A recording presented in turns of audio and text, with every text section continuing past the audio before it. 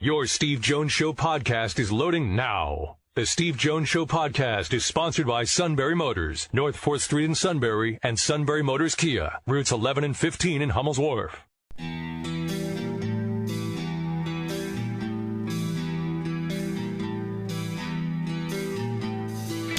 Sports talk where your voice counts. This is the Steve Jones Show on News Radio 1070 WKOK. Now from the Sunbury Motors studio, here's Steve Jones. Sunbury Motors, 4th Street in Sunbury. Sunbury Motors Kia, routes 11 and 15. Hummel's Wharf online at sunburymotors.com. Ford, Lincoln, Kia, Hyundai. Go over the lot. It's a great day to go over the lot. You'll see a lot of great pre-owned inventory there as well. Sales staff that works with you. That's why they have so many repeat customers, because they know that they're treated great by the dealership. Treated great. And a fabulous service department. It's all at Sunbury Motors, 4th Street in Sunbury.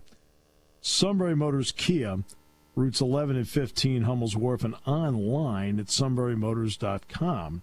Time now for our play-by-play call of the day. This kid can embarrass you, can he? He was just setting it up the whole time. Get the lingerie on the deck. Call the janitor. This will do it. Scott Drew's dream comes true. Bill Raftery and Jim Nantz on CBS last night. Look, he's the same off the air as he is on the air. And he's beloved. He's walking by. I told you the story the other day. He's walking by Dick and me, and he stops over. He goes, "Hey, Dick, Steve, hey, Raph, how you doing?" Right? This is at Madison Square Garden. And behind us, the fans, "Raph, hey, Raph, we love you, Raph," the whole deal. Girardi, we love you, Dick. Hey, who is that other guy? Get the lingerie on the deck. Call the janitor. He's the greatest. He's the greatest. He's officially on the list, so to speak. He is something else. He's great. All right. We were talking the previous half hour about this and the competition sharpening iron. And that's why when it comes, and I was talking about this morning, I was interviewed by somebody. And we were talking about and I was asked about the college football playoff, and I said we just went through the NCAA basketball tournament where all corners of the country were represented. That creates interest. I said the college football playoff doesn't do that because it turns out over time not all corners of the country have been represented. So there have been years where the furthest west team has been Norman, Oklahoma. There have been teams where the furthest west team in this particular year was South Bend, Indiana. And I said, they need to expand it. And I said, and by expanding it, create one group of 5 opening. I said, now I don't expect a group of 5 team to win the darn thing by winning 3 games. I said, because part of the problem that they'll have is there's a chance they can win a game. I said, but the problem is that, hey, we got to play another one? All right. Whereas when you're Alabama, Penn State, Ohio State, Clemson, Notre Dame, Georgia, LSU, whatever, Wisconsin, you know that, okay, we got oh, God, that was a tough game. Oh, great. Now we got to play Penn State this week. Okay, great. Because you get another one like that the next week.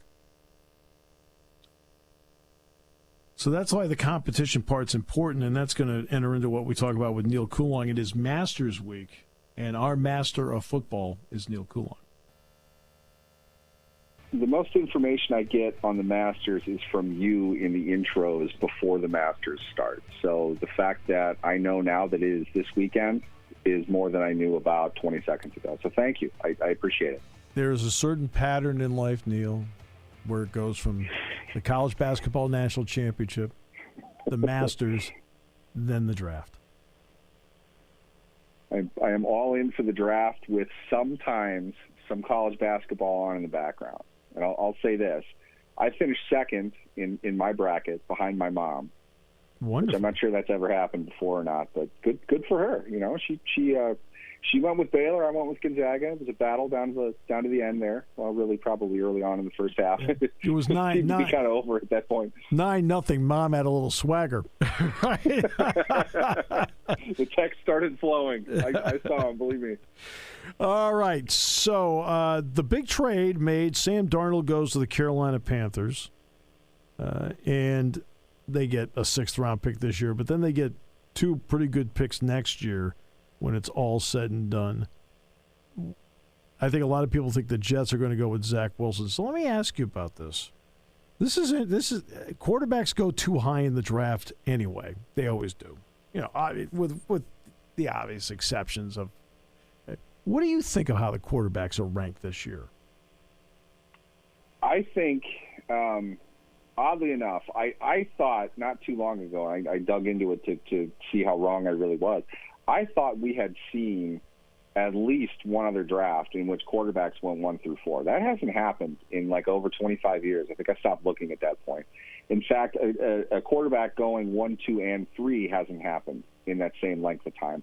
We've seen them go 1 and 2. But the fact that I figured it was going to go quarterbacks 1 through 4 this year really is the combination of the presence of the talent as well as the opportunity in the draft. Now, to get 1 through 4, odds are pretty good. You're going to have to trade a couple of those spots in order to do it. Teams that have not done that recently or are looking to build for a future, they have the means and the motive to do that. The opportunity comes in whether you have a team that might just be, you know, kind of a bad year, things went wrong, or, you know, you traded with the Houston Texans, and that always ends up well for you. Things like that happen to create the rare opportunity in which that many teams that need quarterbacks are going to be able to get them in the first 4 picks. Now, I say that with the idea that Atlanta represents a pretty strong option either way. They could take a quarterback. I can see that making perfect sense for them. Considering the 4 who are there, or they could trade to somebody else who would want one. Now, the order of those 4, I think you said it right away. I mean, Trevor Lawrence is undisputably the number 1. I think it's going to be Zach Wilson at 2, mostly because the 49ers trade with Miami was executed an hour after Wilson's pro day. I think Kyle Shanahan just calls up his old buddy Robert Saleh and says, look, hey, you know, what do you think of the Zach Wilson kid? Yeah, Kyle, we're taking him at 2. Okay, great. Then he goes and gets 3, which is really, you know, the first pick of the rest of the draft now. He has, in one manner of speaking, he's got the decision of Trey Lantz versus Justin Fields, which is a very nice problem to have. Otherwise, he controls, you know, the rest of the board, how it would shake out. So you look at 4 prospects that could garner, without question, number 1 pick, a once-in-a-generation player, which I think that Lawrence is in terms of a prospect, a guy who has such a fantastic final year of college and such a great pro day. He elicits a trade behind him because everyone has accepted the fact that he's going to go 2nd overall, and a team is willing to give up 3 first-round draft picks to have the 3rd choice in the draft to take a quarterback when they already have one. I mean, really, the whole thing, it screams of value. These players are really kind of boom or bust, and that kind of defines the quarterbacks. You said it before. I think you hit the nail on the head. Quarterbacks are drafted way too high, and it's because they have to be. You have to get one. So if they're a mid-range kind of guy, they're going to go in the 2nd round or maybe even the late 1st round. You have to be able to acquire that talent. You have to get the rookie on the 5-year contract with an option for the sake of their future salary position. Ask the Oakland Raiders how well it works out to draft a quarterback who does well on a 2nd-round contract. David Carr did well for 3 seasons, got a huge extension, and it took him until really last season to kind of dig his way out of that. He hasn't done well since then. Right. They spent a lot of money on a player that they would have walked away from had they signed the contract, had he not gotten an extension after his 3rd year. If he had a 5th-year option, his extension would have been a lot cheaper than it was. So there's a lot of value to taking a quarterback in the 1st round. And if they're good, you got to get up to get them. And you're looking at potentially, if the Falcons pull off a trade, you could have 6 first-round assets having been traded for 2 picks, and neither of them are the 1st overall pick. 2 and 4. I mean, that's we haven't seen anything like this. I think it's fascinating just in the sense that the value of these players meets with the value of the position, and it explodes. The market is just gigantic, and the best player in a generation, allegedly, we'll see what pans out. But as far as a prospect, it doesn't get a whole lot better than Trevor Lawrence. He's the undisputed number one pick, and there's a massive battle for the 3 picks that come after him. We haven't seen anything like that in the draft. So let's delve into the massive battle for the next 3 picks. All right, I put you in the draft room. You've watched enough video of these guys. Okay, this isn't going to be, I predict this is what the Jets will do. The Jets are going to do what the Jets do. What would you do with those 3 picks? What order would you put them in after Trevor Lawrence, based on what you've seen? For me, Lawrence is good at 1. For 2, if I'm Robert Saleh, the main thing I'm going to look at for him is stability. I want a quarterback, and now that I've dealt Sam Darnold, this is the position I put myself in officially. I want the highest floor quarterback that of the 3 that are there. I want the guy that has the least likely ability to crater and do nothing. To me, that might be Justin Fields. See, I like what Fields can bring. I'm with you all the way on that. I feel like I'm against the grain of everybody. I think Fields is the number 2 guy. I mean, and I've felt that the whole time because I've watched him play, I've seen him play, and I've also seen him play against really good competition and excel. He's played against really good competition, and he's always answered the bell. You know, he knows what that pressure is like. He's played against it. He's been in the spotlight for the last 10 years or whatever. I mean, You don't get more seasoned than him. And plus, what do you really complain about with his game? His ceiling isn't high enough? Is that really it? If you're drafting 2 overall and you're the New York Jets, you're a franchise that you can barely stumble into an accidental good player on offense. Right. You're having a really tough time with quarterbacks in particular since Namath. You haven't done squat in the first round. Mark Sanchez is by far and away your best first-round quarterback. Okay, 2 AFC championship games. That's the best that they've gotten, and they've been terrible since that. So to me, if I'm a rookie head coach, and I know that theoretically you're going to at least get 2 years before you're really under the microscope in terms of your job, by year 3 with Justin Fields, you're going to have a good football player, in my opinion. I really like Zach Wilson. I think he's got great tools. There's a lot that kid can do on the field. I think you have to do more to bring that out of him. I think you need more around him. Fields, to me, is the better athlete. You can get him on the move. There are more dynamic things within that 49er Shanahan-style offense that you can do with Fields. So this is where it gets really interesting to me because number 4 overall could also represent Wilson, for the Falcons there. Because for me then, if I'm San Francisco, if Wilson is available, that's great. If I'm Shanahan, I might like Trey Lantz more. And I'll obviously admit I'm a Bison. I might be, a little bit prejudiced in this situation. But Lantz has the highest ceiling out of anybody except for Lawrence, in my opinion. He has the lowest floor. But that's the kind of guy that Shanahan probably has a better bet with because this player, Lance, needs to sit for a year. He can't play. Backing up Jimmy Garoppolo, it's not being a third-string quarterback, and learning, showing up to work every day, doing what he can do to improve himself and to really learn the game and learn the offense. That's the kind of thing I think that Shanahan is really going to want. Not to say that Wilson couldn't do that, but I just think that Wilson's skill set, it's of a high level, there's no doubt. But I think Lance is kind of the unmolded piece of clay. They can build him more than they can with Wilson because, ironically, Wilson just has too much experience. That's obviously not a bad thing. I think Wilson's going to be a very good player. But with Lance, they don't have built-in stuff. There's nothing really there. He barely played in college. It's not even that he's young. He barely played. He had 1 season, essentially. It was a great year. Believe me, it was a lot of fun. I really enjoyed rooting for him. But there are bad habits that you learn just as you learn good ones throughout time. The older that you get, the more experience that you get, the more time that you have to spend reprogramming somebody. Lance isn't even at that level. I think with Lance, he makes more sense with San Francisco to the point where I would say that's the set pick.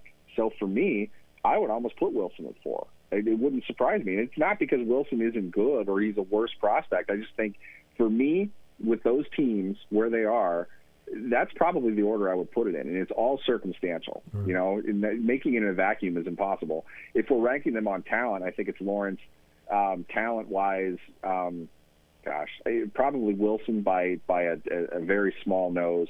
Fields and Lance, who has great tools, he's noticeably behind those four for where he is today. I think Lance could be the best out of all of them. Shanahan gives him the best opportunity for that. They wouldn't pass on Lance for Wilson, I don't think. I think it's just they have the ability to build the quarterback that they would want from scratch, and that's easier to do in a way than a guy who's already got ingrained habits, things like that you have to break down, especially if he's not going to play his rookie season. Plus, if he's good, Garoppolo's there, you're paying him a lot of money, you've got a problem with that from day one. And if you're not dealing Garoppolo immediately, you don't want to bring in a guy that can play in week one. You'd rather have the project that you can build into, similar to what Andy Reid did with Patrick Mahomes. I know that's the obvious thing here, but it's a pretty successful model, and it seemed to work out well for everybody. I don't see why Shanahan couldn't do the same thing. So I want to ask you about Trey Lantz. Trey Lantz is a name that a lot of people hear about. Maybe they've seen a highlight or two about, but they know. I don't care. No offense to all the great listeners out there. You know nothing about him. Okay, you haven't seen it. Because let's face it, is North Dakota State on TV? No, they're not. But you are a North Dakota State grad. You follow them. What makes him an intriguing prospect? Because you know more about him than the rest of us do. He is, and this is crazy, I know. I'm not the great pro comparison type of mind, but to me, there are so many parts of him that are eerily reminiscent to Steve McNair. I think he's got a great arm. He's a very tough runner. You look at a Lamar Jackson, lightning quick, extremely fast, great athlete. He will just flat out outrun you. He will burn you. He will juke you. You look at a guy in the modern times of like Cam Newton, physical, big. They ran power sweeps with Cam Newton. I mean, this is straight out of 1962. I think Lance is like Cam Newton in the sense that he is that kind of an athlete. He's not as fast as Lamar Jackson. Nobody is. But Lance has a cannon arm. He has great mechanics for his age. And the growth that he's displayed for as young as he is, for the level of play that he put on tape early, it's the potential. It's looking at an all-tool, mobile, yet great pocket-style quarterback. You put all those things together with a good arm, and he's very, very smart, very underrated how smart he is for the amount of things that NDSU gave him to do. I see a guy that has limitless potential. I mean, you could do anything with him. He's going to take to it. We've seen that to this point. For him to even be considered where he is right now, for as little as he's played, it's amazing. He was a redshirt freshman, granted at a small school. He had nothing but success.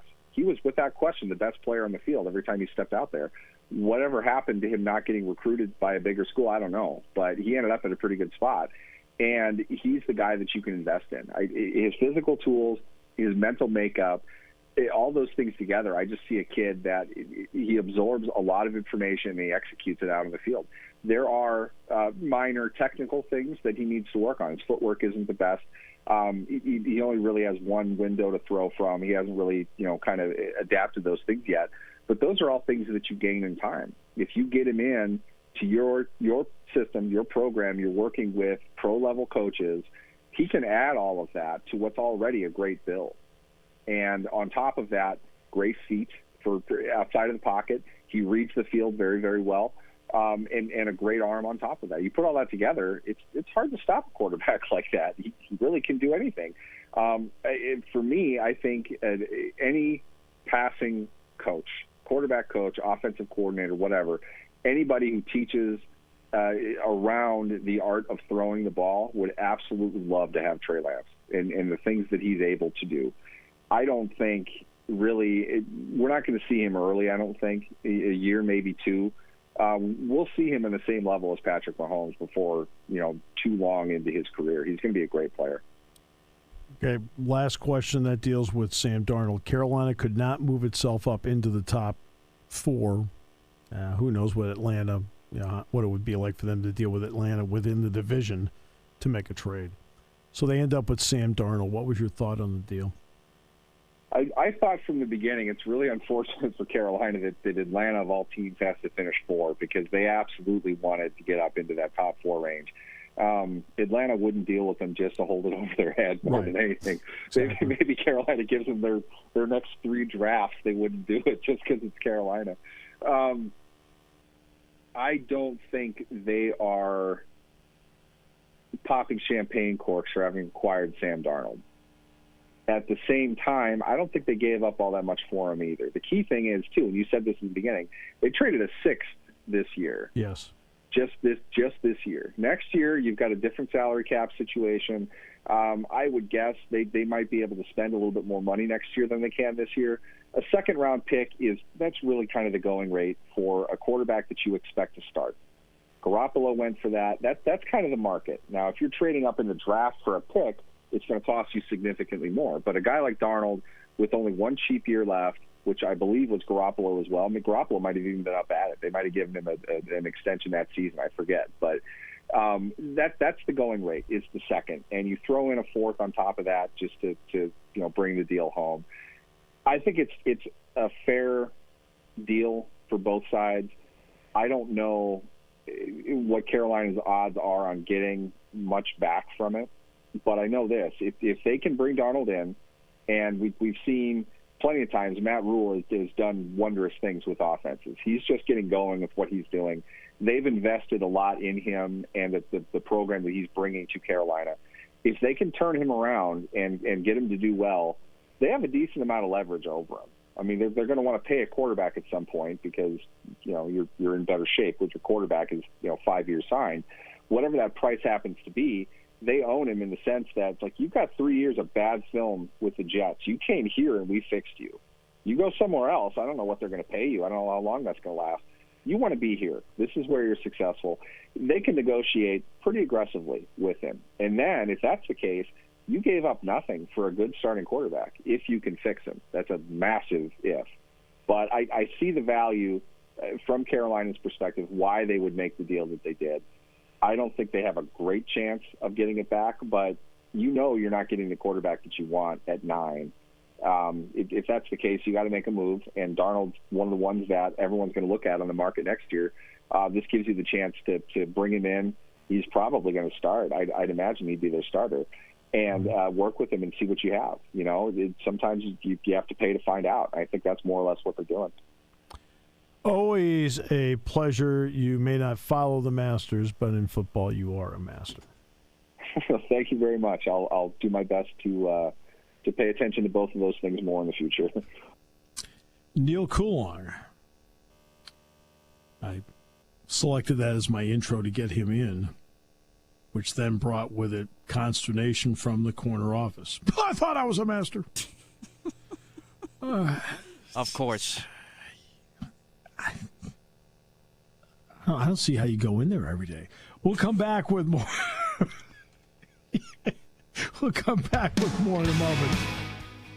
On News Radio 1070 WKOK, brought to you by Sunbury Motors.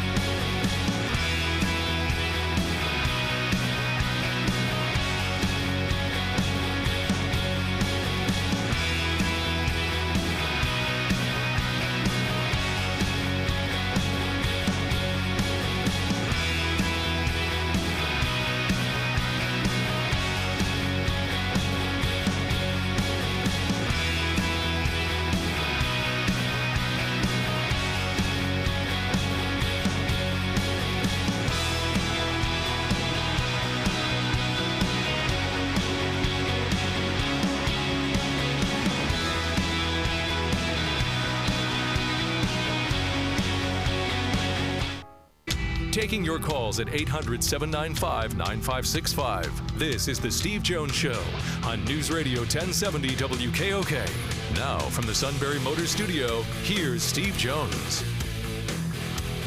The show today brought to you by Sunbury Motors, 4th Street in Sunbury. Sunbury Motors Kia Routes 11 and 15 in Hummel's Wharf and online at sunburymotors.com.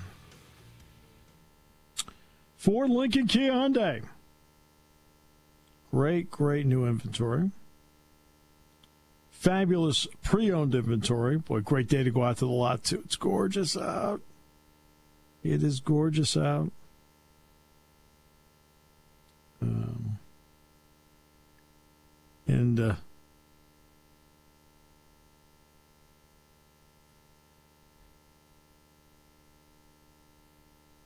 It's a great day to go over the lot and look and dream a little bit and then make your dream come true.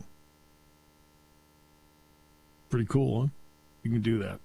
All at Sunbury Motors, 4th Street in Sunbury. Sunbury Motors Kia, routes 11 and 15, Hummel's Wharf. Not all dreams come true, obviously. Matt still had to go through a staff meeting this week. All right. What?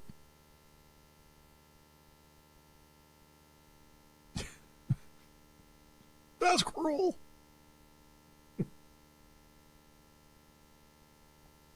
Get the lingerie on the deck. Call the janitor.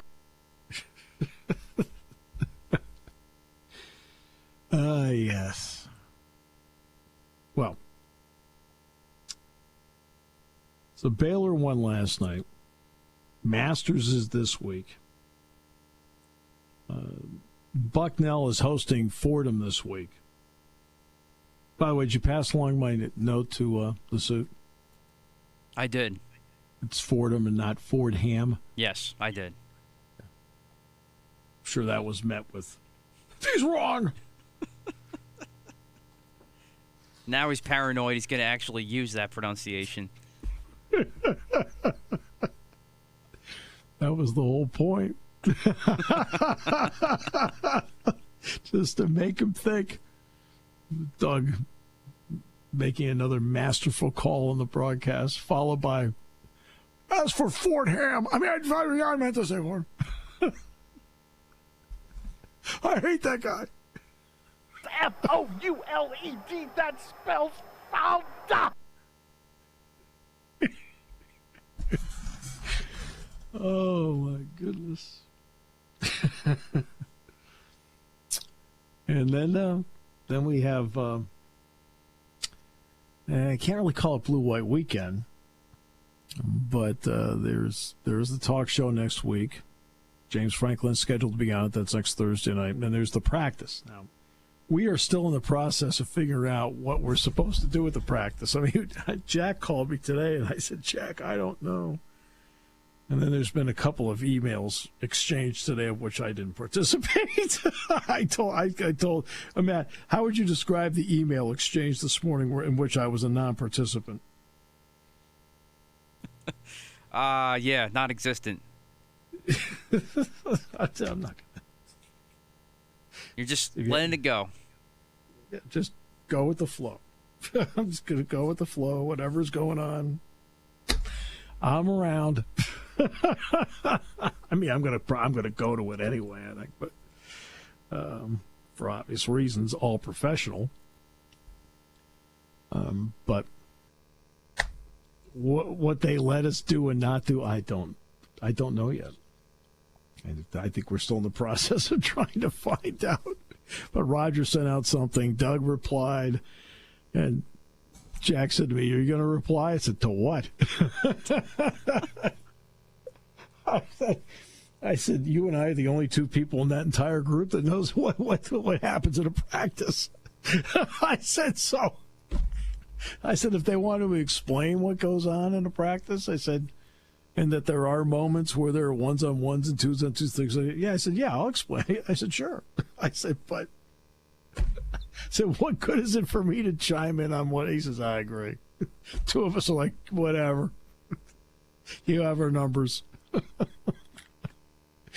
You have our numbers. So that's, and then after that, let's see what's after. The Phillies, by the way, are 4-0. Then after that, what do we have after that? Lots of baseball talk. Oh, the NFL draft. which could be. Do we have Jerry today? I thought it was tomorrow. That's tomorrow, yeah. Oh, yeah. That's, you put the name up there. I'm like going, I thought that was tomorrow. Yeah, Jerry's tomorrow. We're going to talk about the Masters. What's interesting, now the Masters is this week. And this will be one of the questions I ask Jerry tomorrow. What has become a staple for a pro on the tour is you not only have a yardage book, and you make your own notes and so forth, but now they have green reading books, which you can buy. Except there's one place that doesn't allow it, and it doesn't exist. Guess what place that is? Augusta National. Well, isn't that ironic? Well, you want to know why? They won't let anybody come in and laser the course. That's why. So that's why they don't allow it, because now you're allowed to take a book, throw some balls down during their practice rounds, which is what they do. These guys will putt from all over the place in a practice round. Once they get to the green before moving to the next tee, and they'll make notes. I mean, you're allowed to do that at Augusta National. You're allowed to take, they've got the green there laid out for you and the whole thing. You're allowed to make notes about breaks and things like that you can look at that you make on your own, which is the way it always used to be done. But there's not a book. In other words, I can go online right now. And I can buy a book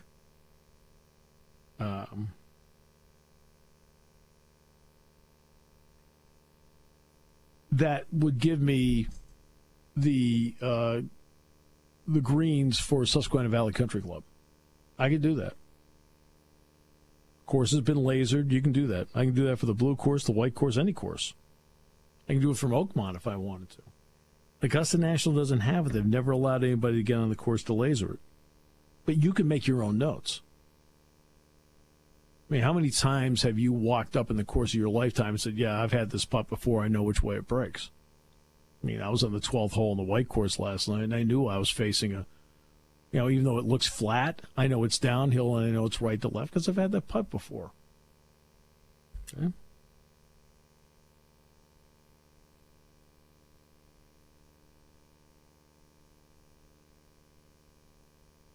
But that now to Bryson DeChambeau, that's the part where I'm going to ask Jerry Dulac. DeChambeau, who can overpower any course. I mean, he overpowered Wingfoot. Really? But what's made DeChambeau so dangerous is he not only has that added power. He always had power. Now he has even more power. But he's become a better putter. He's gone from being in the 120s to like being 10 to 15 putting. Well, now you get that combination. You become certifiable on a golf course. But he always is very conscious. He always has the book on the course. Now he's going to have to do this without the book. And you notice that at the Masters in November, he wasn't really a factor. By the way, Doug is all in on Fordham. Just so you know.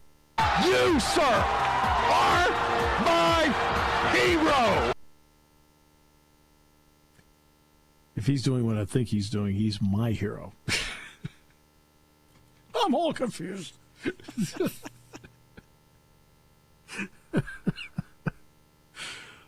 Has the dog been in since? Has Bully been in? No, but Murphy, the morning show dog, was back in the studio today. I know you're a big fan of Murphy. I love Murphy. He's the only dog I like. And Bowlers, too. I'm sorry. Those are the only two dogs I like. You can't put Bowlers down. No, I was saying, on. those two. Those two are dogs I like. Other than that, I'm not really much of an animal guy. I mean, I know Michelle was looking at the dog the other day, which has gone through a lot, cancer treatment, things like that, radiation. Now, what's worse? I said, what was worse, the radiation or being in the suit's office that day? And, like, the dog really had a tough time answering. All right. Let me think here. It's the problem was he was on the phone with FanDuel. All right, so Get the lingerie on the deck. Call the janitor. But then after all this is done, after the Masters is done, then you have Penn State's last practice for the spring. Then you have the NFL draft. Quarterbacks are taken too high. There's no getting around it. But there's such a premium, such a commodity. And you have 32 open quarterback spots in the NFL. They'd probably say that there may be 24 legitimate, 25 legitimate NFL-level quarterbacks playing 32 spots. That's why there's such a commodity. I mean, you have guys that can hang in there. You know, I think Teddy Bridgewater is a good quarterback. He's not a great quarterback, but he's a good quarterback. Sam Darnold, I think, can be a good quarterback, but he's not a great quarterback. And the bottom line is you need great to get anywhere you need to go.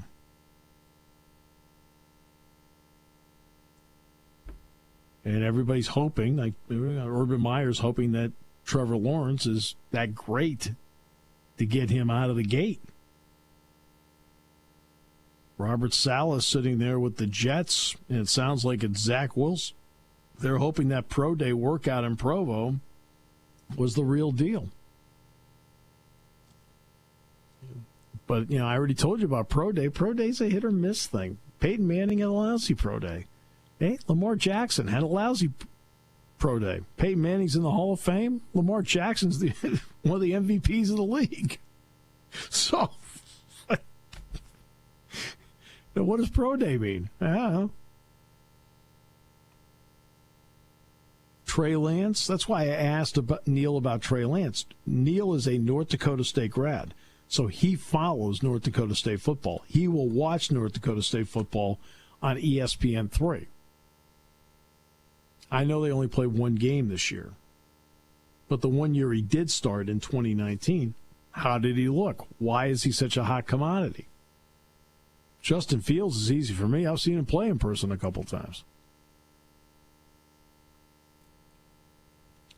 Mac Jones. I mean, yeah, it's interesting. You don't hear much about Kyle Trask, who had a very good pro day, by the way. But Kyle Trask probably does not have what you call an NFL-level arm. He doesn't have a very strong arm. I mean, if you don't have a strong arm, you have to be ultra accurate. To be honest with you, a lot of people will tell you Mac Jones doesn't have the strongest arm on the planet.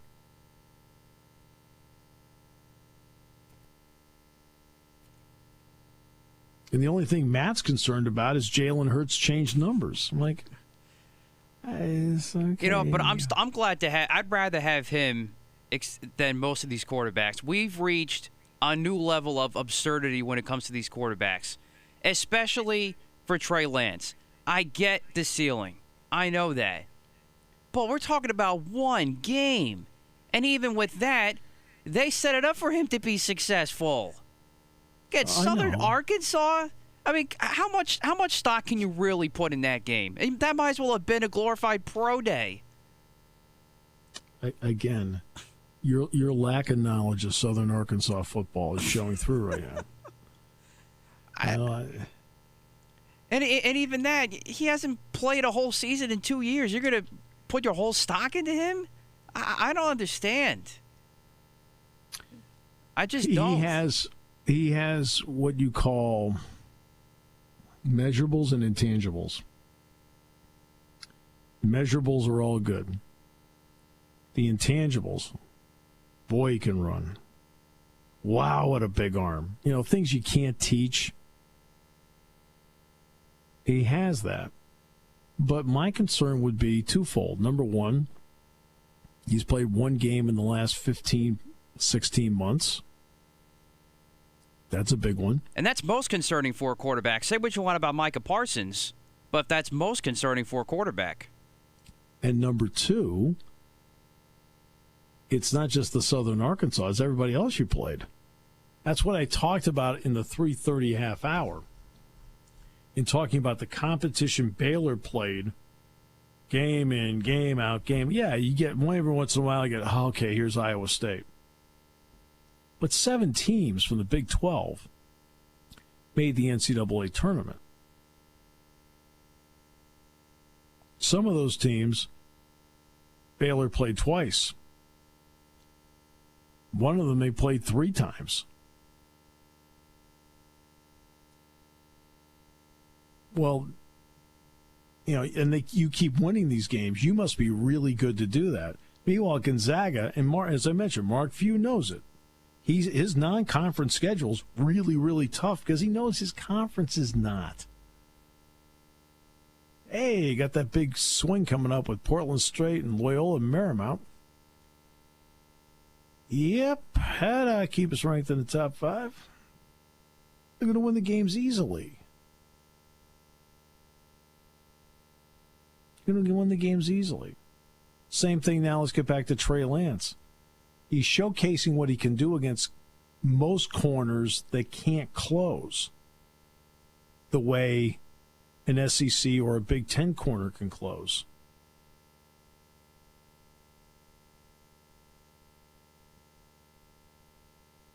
He may be shocked when he gets to the NFL and go, oh, man, these guys can all run. Yeah, no kidding, they all can run. But he is taking the Mitchell Trubisky route. One really good season. Not a lot of tape. Not a lot of tape. See, Justin Fields has a lot of tape. Trevor Lawrence has a lot of tape. Trey Lance doesn't have a lot of tape. And that's one of the reasons. One day we were sitting around and the suit was burning all this tape. He didn't want a lot of tape on Suit Light. Thought it would help his recruiting. I was like, I don't think you're helping us. See, where'd that get him? Where'd that get Mitchell Trubisky? Just saying. Trubisky has like 5 more starts than Suit Light. We'll come back with more in a moment.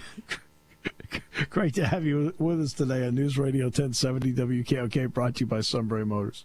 When it comes to car buying, there's the other guy's way, and then there's the SMC way. The other guys force you into a vehicle you really don't want. The Sunbury Motors way lets you take the time you need to browse, ask questions, and take the test drive and think on it. For over 100 years, the Mertz family and all their employees have made your experience the most pleasant one you'll ever have. The other guys won't offer you the best price for your trade, no matter how much they say they will. The SMC way is their promise to provide you with the most money the market shows your vehicle is worth. The SMC way is to offer you all applicable factory rebates on new vehicles and generous discounts. Looking for a pre-owned vehicle? The SMC way checks each vehicle in a 200-mile radius to determine the lowest price, then beat it. It's the lowest price promise, just part of the SMC way. The choice is up to you. The other guy's way or the SMC way. The SMC way wins every time. Sunbury Motors Company in the North 4th Street Auto Plaza, Sunbury, and at sunburymotors.com. Selling more cars and satisfying more customers for over 100 years. Over to our two-day champion on the end. Scott, did you come up with the correct response? Who wanted to kick that field goal?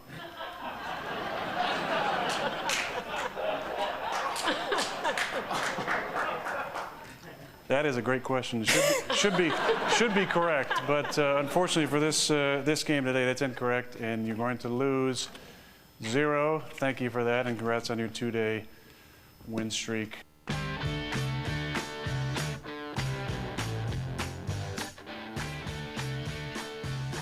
You see that last night? No. He was okay.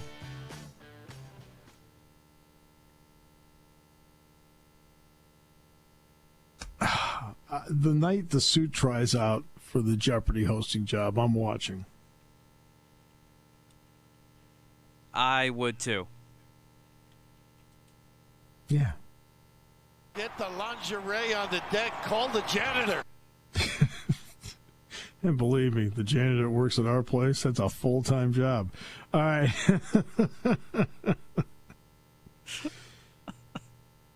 Guards last night for Baylor. 71 of the 86 points.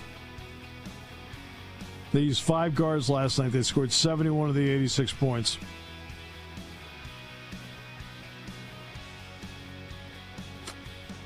Again, the two lines are so critical in winning in college basketball. Foul line and three-point line. Last night, Baylor outscored Gonzaga by 16 points from the two lines. Oh, by the way, the final was 86-70. For the corner office, that's a 16-point margin, eh? Matt always writes me a note, explain it, the suit's asking. I'm like, oh. That's right. Oh. By the way, Ayo Dosunmu is going to enter the NBA draft, as will Daryl Morcell of Maryland.